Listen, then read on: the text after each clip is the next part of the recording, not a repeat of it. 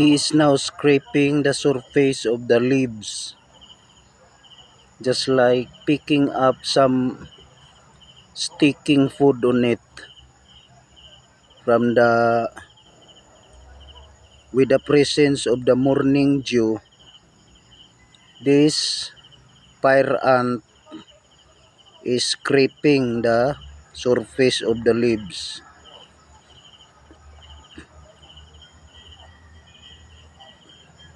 If I'm not mistaken, the dust that stick onto the surface of the leaves together with the moisture is what they are scraping.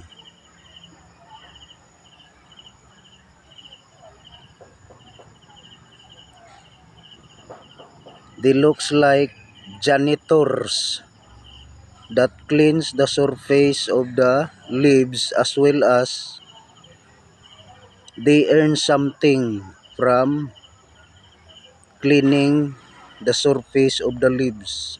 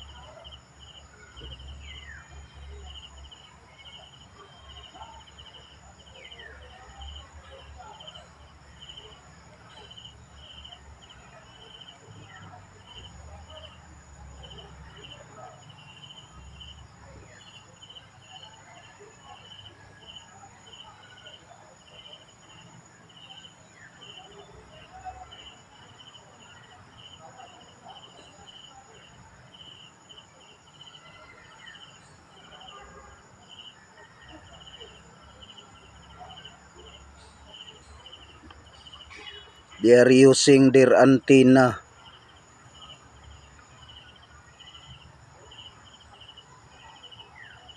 on scrubbing on the surface of the leaves.